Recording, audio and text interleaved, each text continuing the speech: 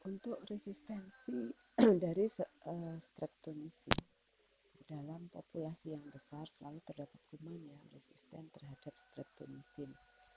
Resistensi ini mungkin disebabkan oleh mutasi yang terjadi secara kebetulan.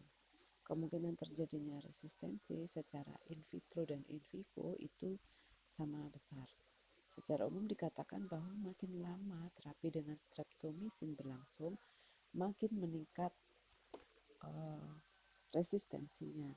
Pada beberapa penderita, resistensi ini terjadi dalam 1 bulan.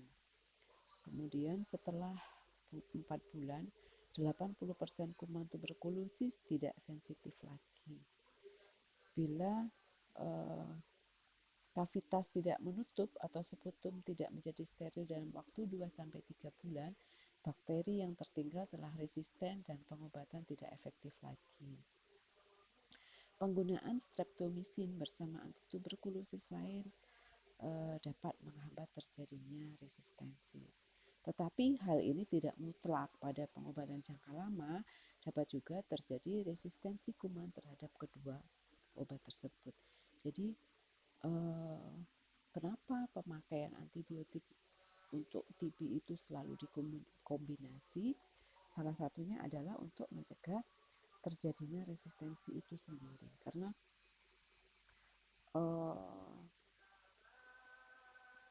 kita tahu bersama tadi kalau misalnya hanya satu, maka dia akan bekerja dari mekanisme kerja satu aspek saja, sehingga tingkat potensitasnya untuk membunuh kuman itu rendah, ya, sehingga bakteri akan lebih susah untuk menghentikan perkembangan dari maksud saya antibiotik lebih susah untuk menghambat perkembangan dari bakteri. Ini yang akan nanti mengakibatkan resistensi.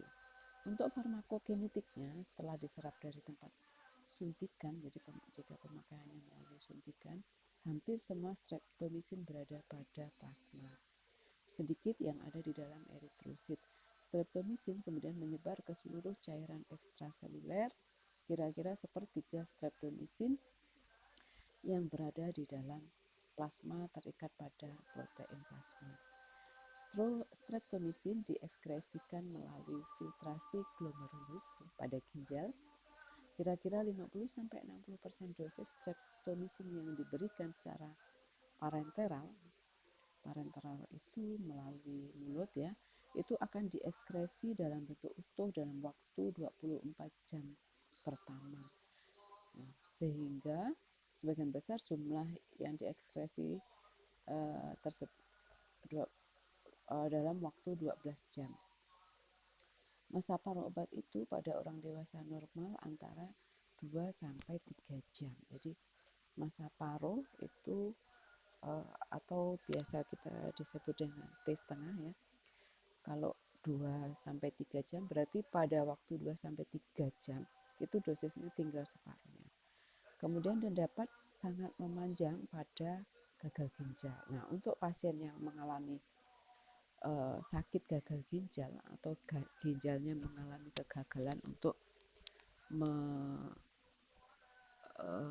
memetabolisme, ya, obat tersebut, maka waktunya akan lebih panjang, sehingga kadar obat di dalam darah itu juga akan lebih lama. Nah, ini nanti perlu dilakukan adjust dosis, ya, supaya tidak terjadi toksisitas, ya, kalau misalnya pasien mengalami gangguan ginjal. Ototoksisitas lebih sering terjadi pada penderita yang mempunyai fungsi ginjal terganggu. Jadi ototoksisitas ini yang dimaksud adalah gangguan pada telinga. Kemudian efek non-terapi dari streptomycin, reaksi hipersensitivitas biasanya terjadi dalam minggu pertama pengobatan, kemudian bersifat neurotoksik pada syaraf kranial ke-8. Neurotoksik itu menyebabkan toksisitas pada neuron bila diberikan dalam dosis besar dan jangka waktu lama. Walaupun demikian, beberapa penderita yang baru mendapat dosis total 10-12 gram dapat mengalami gangguan tersebut. Dianjurkan untuk melakukan pemeriksaan audiometri basal dan berkala pada mereka yang mendapat streptomycin. Seperti aminoglikosida lainnya, obat ini juga bersifat nefrotoksik, jadi merusak ginjal ya. Ototoksik dan nefrotoksik ini sangat tinggi kejadiannya pada kelompok usia di atas 65 tahun. Jadi dari faktor usia yang sering mengalami efek samping ini adalah pada usia di atas 65 tahun. Oleh karena itu, obat tidak boleh diberikan pada kelompok usia tersebut. Jadi sebaiknya tidak dipakai untuk pasien dengan usia 65 tahun. Efek samping lain ialah reaksi anafilaktik shock. Mungkin saya sudah pernah menjelaskan, anafilaktik shock itu adalah reaksi hipersensitif yang bisa menyebabkan kematian ya. Alergi tapi hiper gitu. Ditandai dengan biasanya tersumbatnya aliran pembuluh darah karena terjadinya vasodilatasi dari pembuluh darah ya. Mungkin awalnya terlihat alergi saja, ruam-ruam merah di kulit, tapi bisa sampai menyebabkan seseorang itu tidak bisa bernafas. Kemudian agranulositosis ya, terjadinya penggumpalan pada darah, anemia aplastik dan demam. Obat belum ada data tentang efek teratogenik ya, tetapi pemberian obat pada trimester pertama kehamilan tidak dianjurkan. Teratogenik itu menyebabkan kecacatan ya pada janin. Selain itu, dosis total tidak boleh melebihi 20 gram dalam 5 bulan terakhir kehamilan untuk mencegah ketulian pada bayi. Untuk obat yang kedua ada isoniazid. Isoniazid atau isonikotinil hidrazid biasa disingkat dengan INH. Kepanjangan dari isonikotinil hidrazid, isoniazid. Biasanya disingkat dengan INH, begitu saja. Hanya satu derivatnya yang diketahui menghambat pembelahan kuman TB, yakni iproniazid, tetapi terlalu toksik untuk manusia. Jadi dia mempunyai satu derivat ya, tapi toksik. Efek antibakterinya INH secara in vitro bersifat tuberkulostatik ya, jadi menghambat pertumbuhan kuman dan tuberkulosis dan juga bisa membunuh kuman. Kemudian pembelahan kuman masih berlangsung 2-3 kali sebelum dihambat sama sekali. Mikroorganisme yang sedang istirahat mulai lagi dengan pembelahan biasa bila kontaknya dengan obat dihentikan.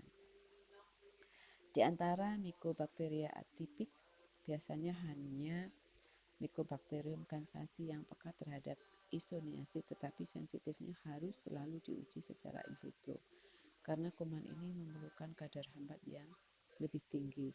Pada uji hewan, ternyata aktivitas isoniazid lebih kuat dibandingkan dengan streptomycin. Isoniazid dapat menembus ke dalam sel dengan mudah. Untuk mekanisme kerja belum diketahui, tetapi ada beberapa hipotesis yang diajukan, diantaranya efek pada lemak, biosintesis asam nukleik, dan glikolisis.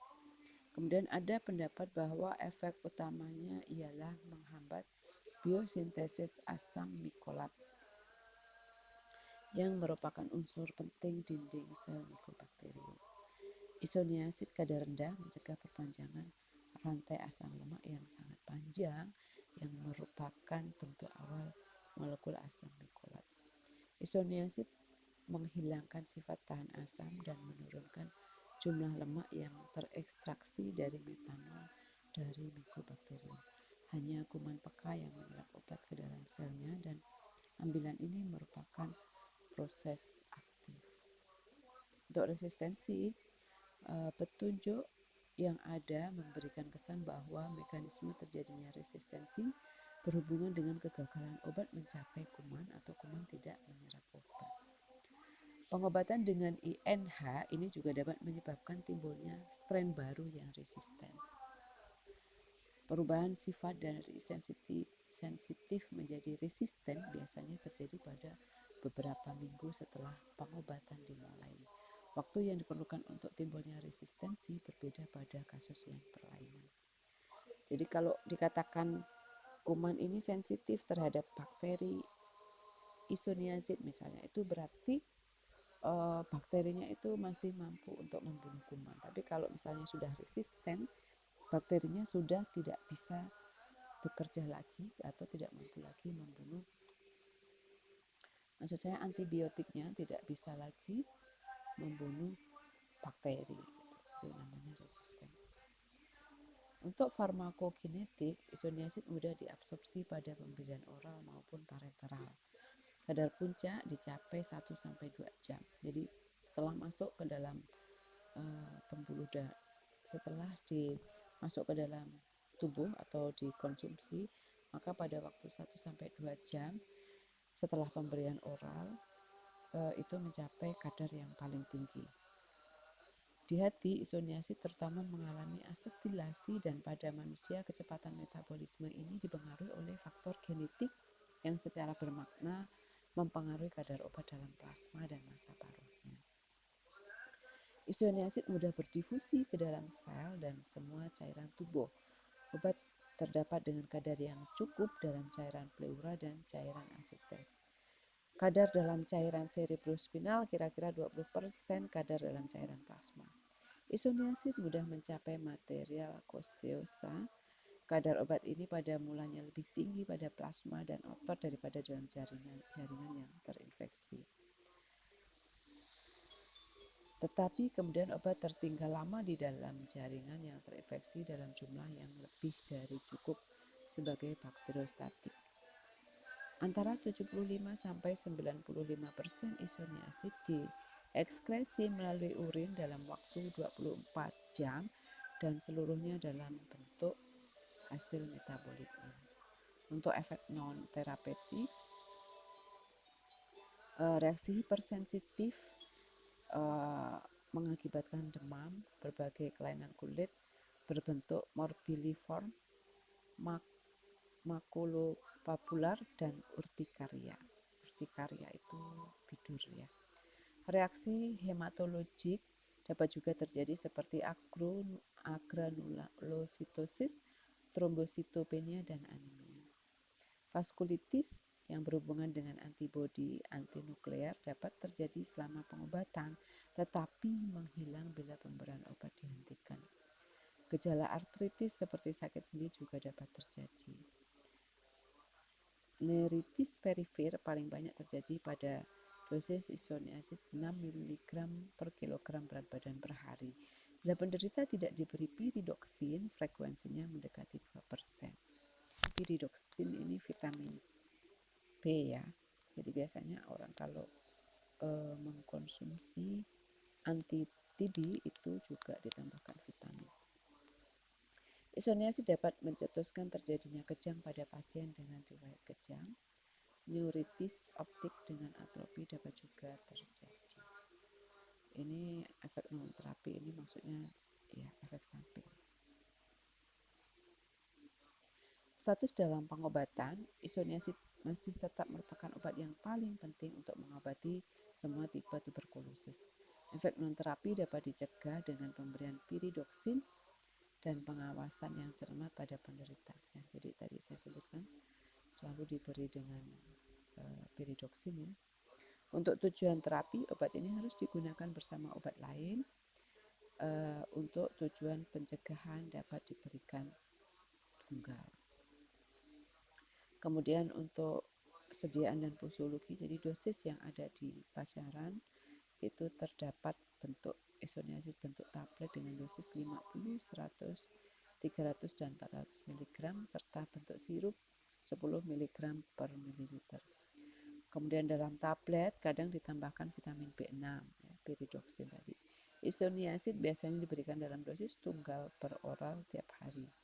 Dosis umumnya 5 mg per kilogram berat badan, maksimal 300 mg per hari. Jadi ini dosisnya. Untuk tuberkulosis berat dapat diberikan 10 mg per kilogram berat badan per hari. Maksimum 600 mg per hari. tetapi tidak ada bukti bahwa dosis semakin besar ini lebih efektif.